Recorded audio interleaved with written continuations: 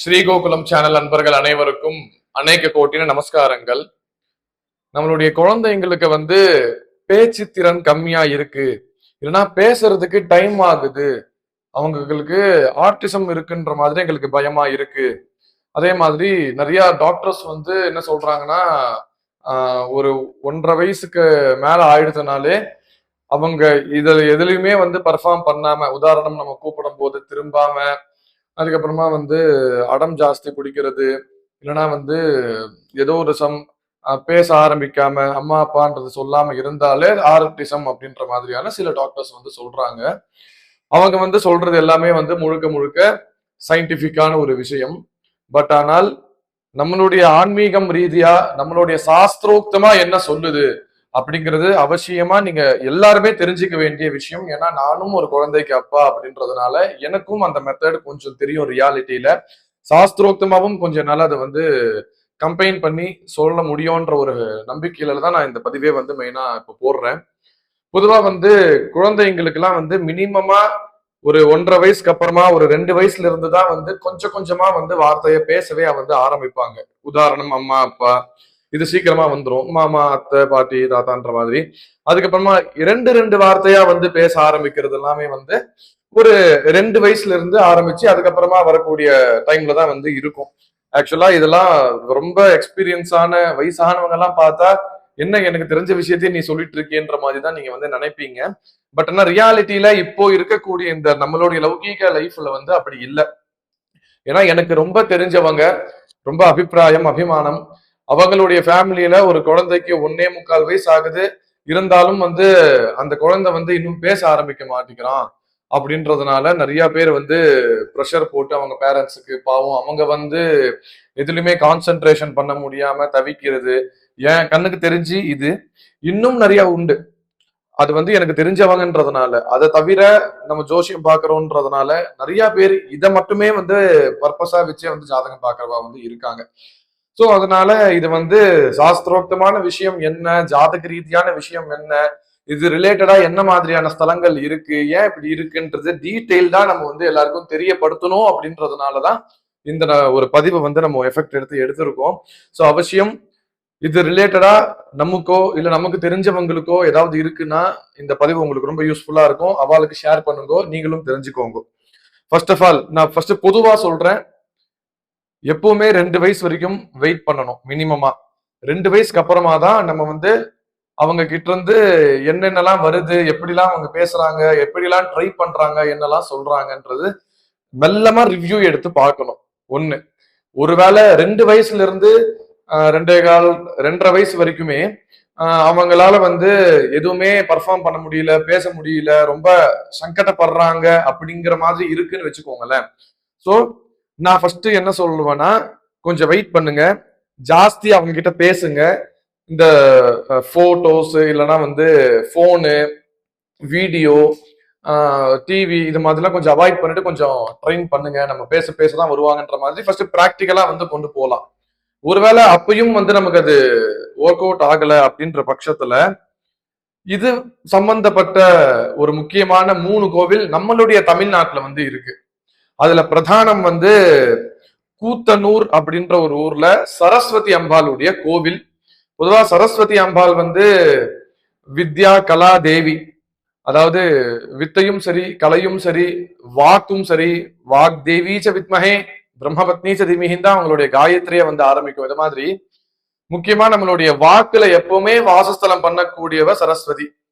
So முடிஞ்சால் கூத்தனூர்ல இருக்கக்கூடிய சரஸ்வதி அம்பாள் கோவிலுக்கு போயிட்டு ஜஸ்ட் குழந்தை பேர்ல ஒரு அர்ச்சனை, அதே மாதிரி தேன் வச்சு சில கோவில்ல அவளே நைவேத்தியம் பண்ணி கொடுப்பா.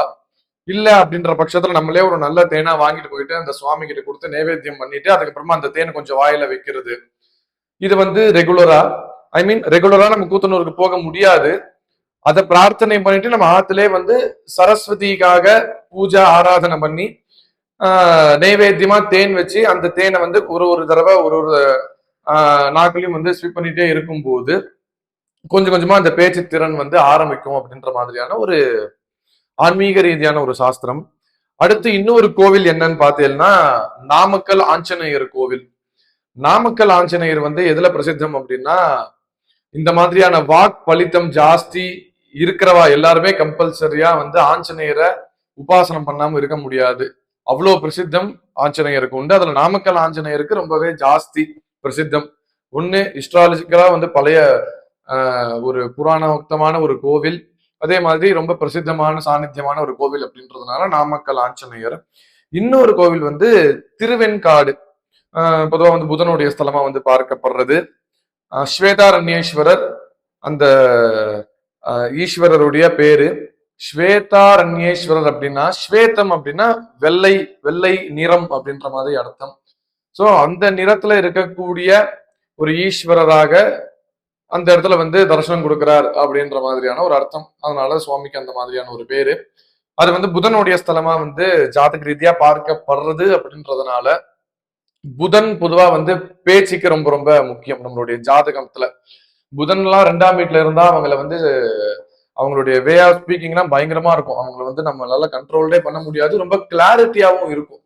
சோ அந்த மாதிரி ஒரு பிரசித்தமான ஒரு கோவில் திருவெண்காடு ஸ்வேதாரண்யேஸ்வரர் கோவில். சோ இந்த 3 கோவிலுக்கும் போயிட்டு அங்க இருக்கிற சுவாமிக்கு அர்ச்சனை பண்ணிட்டு அங்க இருக்கிற சுவாமிக்கு நெய் இல்லைன்னா வந்து தேன், இது ரெண்டுத்துல ஏதோ ஒண்ணு நைவேத்தியம் பண்ண வச்சு அதை வந்து குழந்தைக்கு கொடுங்கோ.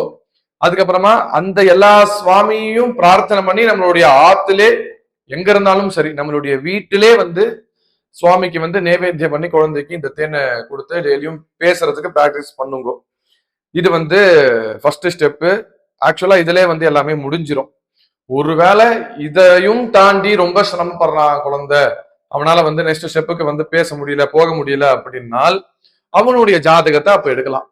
சோ பொதுவா வந்து வாக்குஸ்தானம் அப்படிங்கிறது நம்மளுடைய லக்னத்திலிருந்து 2ஆம் பாவமா வந்து பார்க்கப்படுறது. அந்த 2ஆம் பாவத்துல ஏதாவது ஒரு வீரியமான கிரகம், அதுவும் கரெக்டான சாரத்துல இல்லாம கொஞ்சம் நெகட்டிவான சாரத்துல இருக்கு அப்படின்னாலோ, இல்லைன்னா சனீஸ்வரர் அந்த இடத்துல உட்கார்ந்தாலோ, ஆக்சுவலா சனீஸ்வரர் உட்கார்ந்தா பயங்கரமா பேசுவாங்க, லேட்டா பேசுவாங்க, அவ்வளவுதான். அதுக்கப்புறமா வந்து நம்மளுடைய லக்னத்திற்கு 8ஆம் அதிபதி 2ஆம் வீட்டுல உட்கார்ந்தாலோ, ஒருவேளை 2ஆம் அதிபதி ராகு கேத்து கூட இருந்தாலோ, இல்ல 2ஆம் அதிபதி 8ல இருந்தாலோ நிச்சயமா பேச்சு வந்து லேட் ஆகும். அதுக்கு அந்த அதிபதி யாரோ அந்த சுவாமிக்கு விளக்கு ஏத்துறது, அந்த சுவாமி ரிலேட்டடான கோவிலுக்கு போயிட்டு பூஜை பண்றது, இல்ல அந்த சுவாமிக்கு நம்ம வீட்டுல ஹோமம் பண்றது, இந்த மாதிரியான ரிச்சுவல் இருக்கும் போது நம்ம பண்ணும் பொழுது நிச்சயமா அவங்களுக்கு வாக்குனால எந்த தோஷமும் இருக்காது, இருந்தாலும் நிவர்த்தி ஆயிடும்ன்ற மாதிரியான ஒரு ஜோதிஷ்ய சாஸ்திரம்.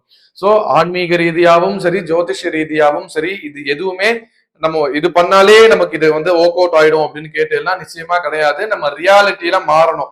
இப்ப உதாரணம், நம்மளுடைய ஜாதகத்துல வந்து பயங்கரமான இப்போ சிஎம் விஜய் வந்து இருக்காரு, அவருடைய ஜாதகத்துல இருக்கிற மாதிரியே ஒரு காம்பினேஷன் என்னுடைய ஜாதகத்துல இருக்குன்னு வச்சுக்கோங்களேன். உதாரணம், நான் வந்து சும்மா உட்கார்ந்துகிட்டு எந்த ஒரு ரியாலிட்டியில எந்த ஒரு ஒர்க்கும் பண்ணாம யாருகிட்டயும் வந்து பேசாம நான் வந்து கரெக்டா 50 வயசுல சிஎம் ஆயிடுவேன் அப்படின்னு நான் உட்கார்ந்தா என்னால ஆக முடியுமா? இல்ல உங்களால ஆக முடியுமா? நிச்சயமா கிடையாது. அது மாதிரி அதோடைய லௌகீகமான பிராக்டிக்கல் ரியாலிட்டி விஷயத்த நம்ம ஒரு பக்கம் அப்ளை பண்ணிக்கிட்டே இருக்கணும். அதுதான் வந்து டாக்டர் ஜஸ்ட் ஒரு கன்சல்டேஷன் போகிறது. அதே மாதிரி பசங்களுக்கு வந்து நம்ம ஜாஸ்தி பேசி பேசி பேசி அவங்களுக்கு வந்து ரியாலிட்டி நிறைய புரிய வைக்கிறது. ஏன்னா நிறைய பசங்களுக்கு லேட்டா புரியும். லக்னாதிபதி ராகு கேத்து கூட இருந்தா லேட்டா புரியும், லக்னத்துல கேத்து இருந்தா லேட்டா புரியும், சனி இருந்தா லேட்டா புரியும். அதனால ஜாதக ரீதியா அது மாதிரி நிறைய விஷயங்கள் வந்து உண்டு. சோ இந்த 2 விஷயமே ஒர்க் அவுட் ஆகாத பட்சத்துல ஜாதகம் பார்த்து அதுக்கு என்ன பண்ணலான்ற ஒரு விஷயத்த நம்ம வந்து டிசைட் பண்ணிக்கலாமே தவிர எடுத்த உடனே ஆர்டிசம் நம்ம வந்து ட்ரீட்மெண்ட்டுக்கு போகணும், ஸ்பீச் தெரப்பிக்கு போகணும் அப்படின்ற மாதிரி பாவம் அந்த குழந்தைய எந்த ஒரு சங்கடத்திலையும் நீங்க தள்ளாம இருக்கணும். நீங்களும் வந்து மனோதைரியத்தோட இருக்கணும். மனசை வந்து ரொம்ப தளர விடாம கஷ்டப்படாம அதை நினைச்சுக்கிட்டே நம்மளுடைய ரியாலிட்டி லைஃப் வந்து வேஸ்ட் பண்ணாம இருக்கணும் அப்படின்றதுனாலதான் இந்த ஒரு எஃபெக்ட் இந்த பதிவு. ஸோ அவசியம் இது ரிலேட்டடா எந்த பேரண்ட்ஸ் எல்லாம் வந்து ஃபேஸ் பண்ணிட்டு இருக்கீங்களோ உங்களுடைய டவுட்டை நீங்க வந்து கமெண்ட்ல கேளுங்கோ, நான் அவசியம் அதுக்கும் நான் ரிப்ளை பண்றேன். ஒருவேளை நமக்கு அப்படி இல்லை ஆனா நமக்கு தெரிஞ்சவங்களுக்கு அப்படி இருக்குன்னா இந்த பதிவு அவசியம் அவளுக்கு வந்து நீங்க ஷேர் பண்ணுங்க. இது ரொம்ப ரொம்ப யூஸ்ஃபுல்லானதா இருக்கும். ஸோ அடுத்து இதே மாதிரி வாரத்துக்கு ஒரு தடவை நம்மளுடைய லௌகீக விஷயத்துல என்னென்ன ப்ராப்ளம்ஸ்லாம் இருக்கோ அது ரிலேட்டடா ஆன்மீகமாவும் சரி, ஜோதிஷ்யமாவும் சரி, பிராக்டிக்கலாவும் சரி, என்னெல்லாம் செய்யலாம், எதெல்லாம் செய்யக்கூடாது அப்படிங்கிறது நம்ம வந்து இனிமே போடலான்றது இருக்கும். ஸோ தொடர்ந்து நீங்க வந்து நம்மள சப்போர்ட் பண்ணுங்க. ஸ்ரீ கோகுலம் சேனலை சப்ஸ்கிரைப் பண்ணி வச்சுக்கோங்க. அநேக கோட்டின நமஸ்காரங்கள்.